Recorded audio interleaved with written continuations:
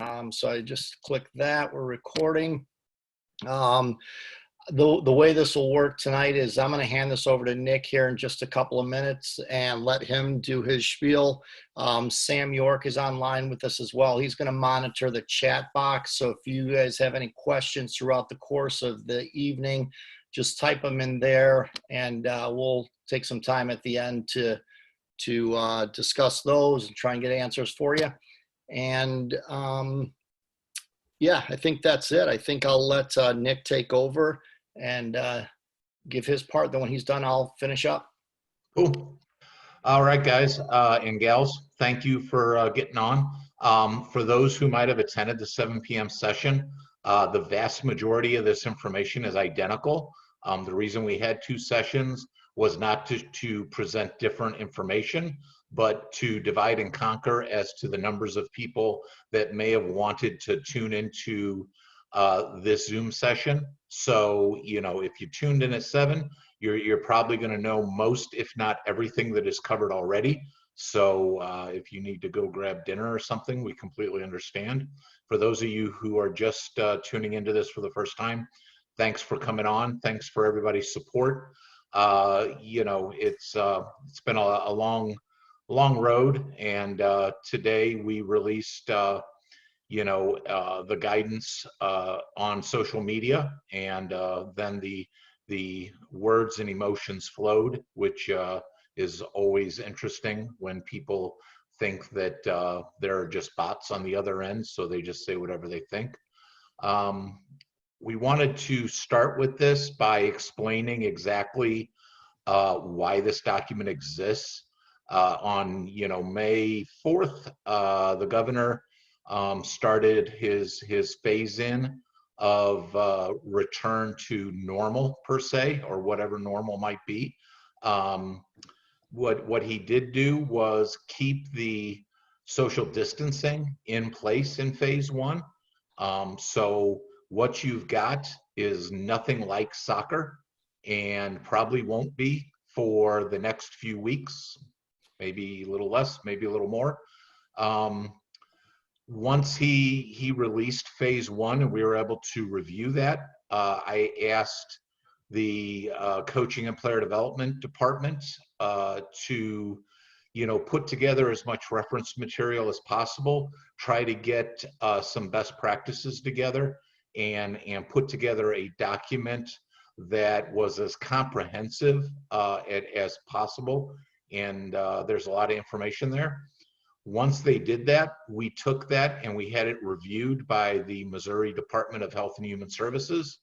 Once they signed off on that and made their changes and additions and things, we then submitted to the insurance carrier, had them review it, and then on Monday night, we presented it to the MYSA Board of Directors so that they could adopt it and tell us to move forward with it. So that is how this document came into being.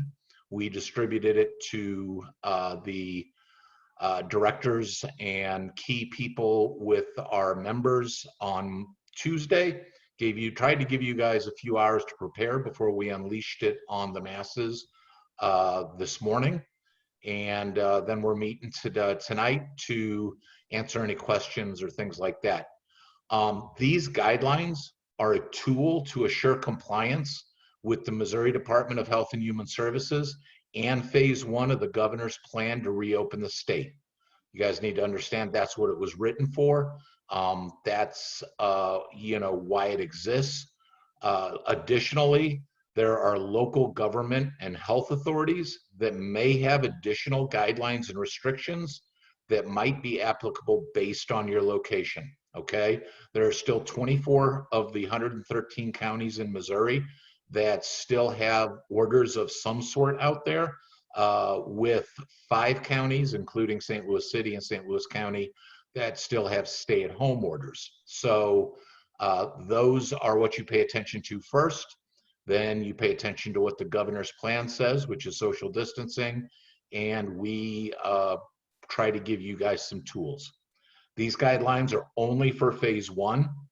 The governor has not indicated when we will move to phase 2 or what phase 2 looks like.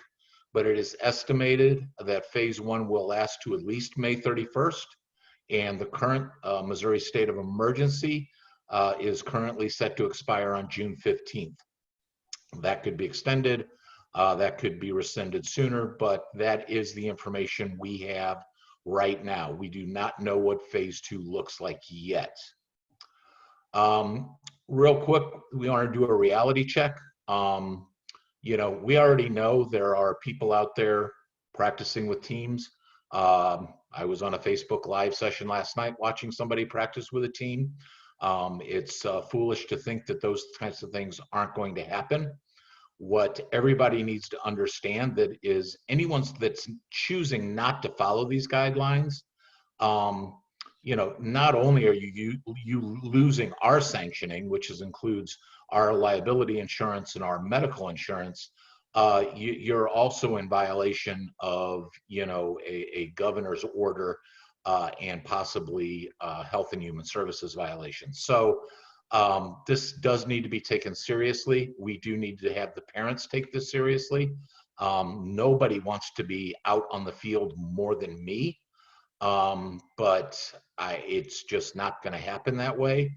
And like I said, this stuff is designed to get kids out on the field, but it's not going to look like soccer, and it's not going to look like soccer for a little while. And you guys really need to communicate that with all of your member players and parents. So with that, I'm going to hand this over to Jeff for some more information here.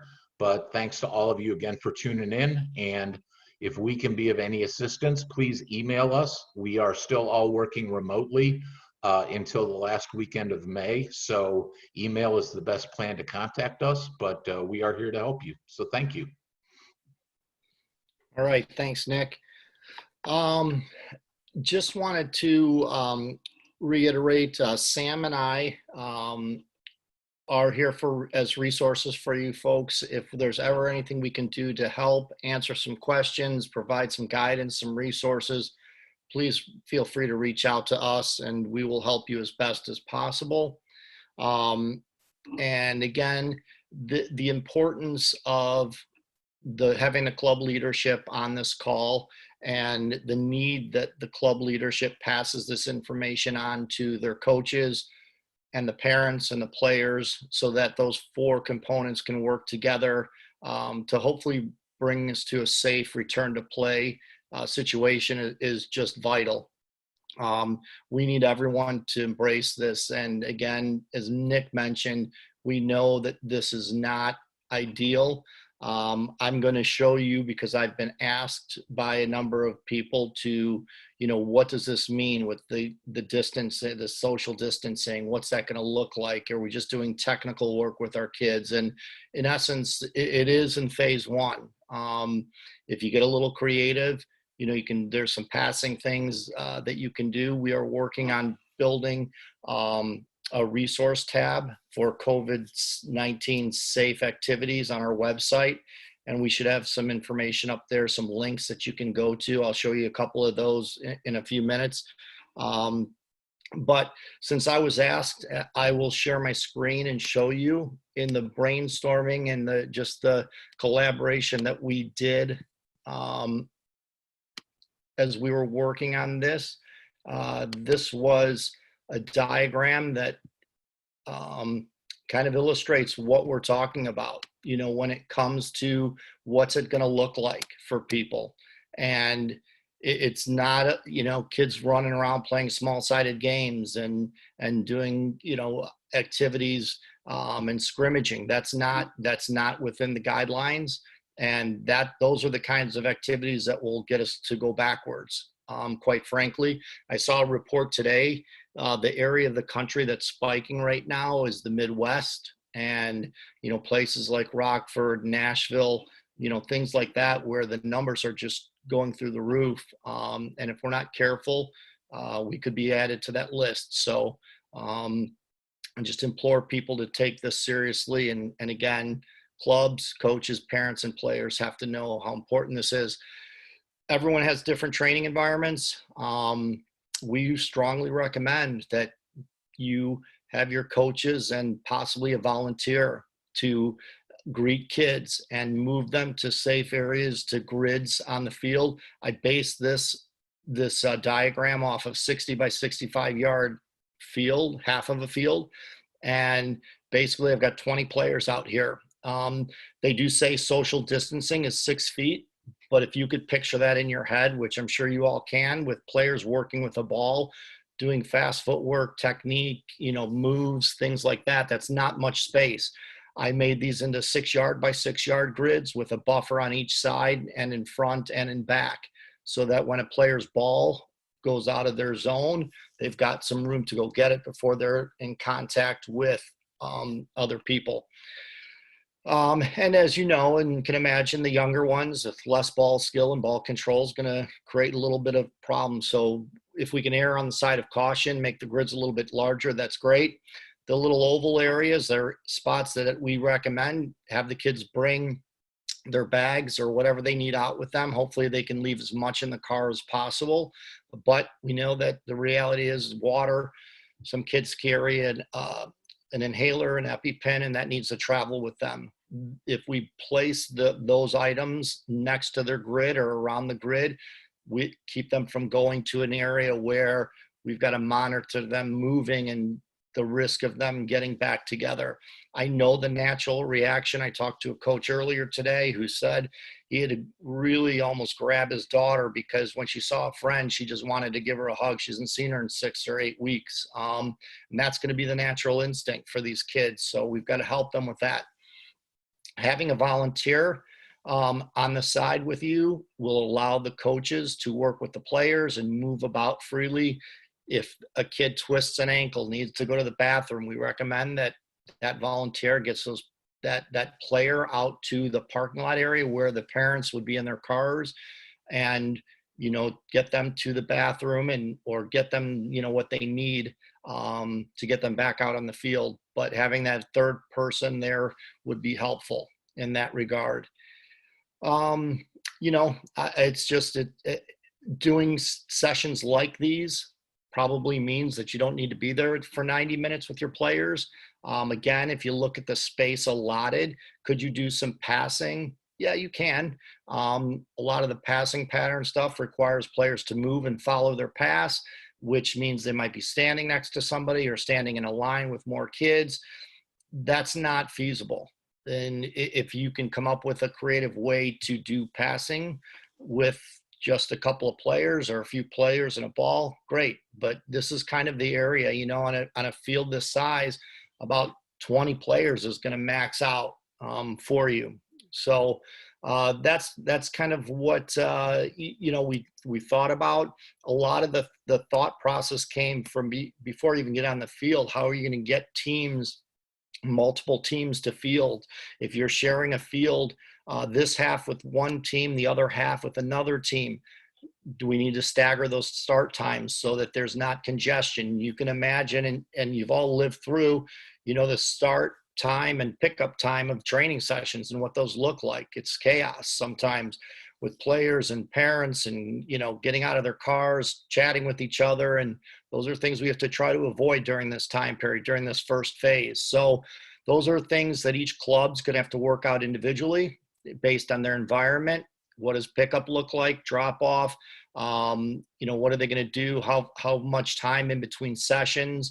Coaches need time if they're using equipment and moving cones, things like that. Do they have to sanitize those in between sessions? So they'll need some time. Just have to be creative and be optimistic that if we get through this part of it, we'll be better off for it. Most of you, I am sure, have been on to YouTube and you've got all sorts of resources. I'll just highlight a couple of these that we are going to get on our website. And that way, if people need additional resources, they're there for them. Things like these types of activities will be ones that will work. Feet, we're actually pushing that ball across in front of those cones, so we're actually going around them. So a little bit more dynamic now, adding an extra challenge in to keep us focused and on our toes. So what we're doing is pulling the ball back with the sole of our foot, pushing with the inside of the foot to the middle, forward with the opposite foot, and then sole rolling it across so that we can go around those outside cones. So just getting into a good rhythm once again, bouncing on the spot, trying to go for 60 seconds without mistake.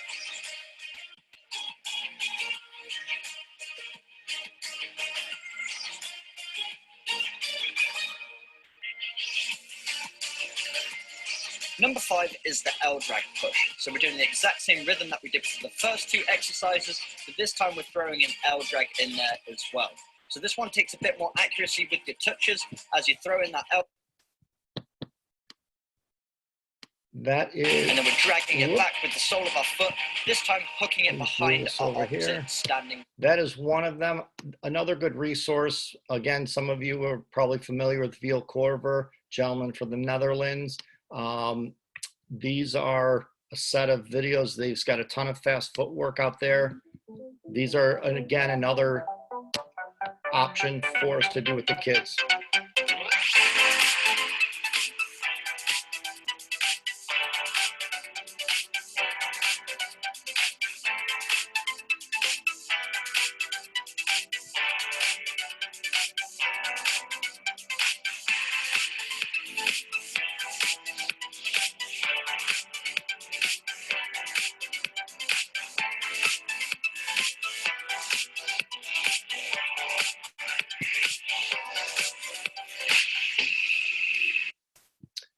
Okay, I'm going to stop sharing. That gives you some ideas of some of the things that we're working on getting links to for as a resource. Many of you have that already, but we'll have it up on the website shortly so that they're there if you need more information or more ideas. Again, we hope that we can all work together to make this as smooth as possible. And again, the club leadership, getting to the coaches, parents, and players, the importance of this will help that. So I want to thank you. Sam, at this point, if there's any question, are there any questions in there? No one's put anything into the chat so far, but if they'd like to, we could go through a few questions if people have them, or they can reach out to us individually with those questions. Okay.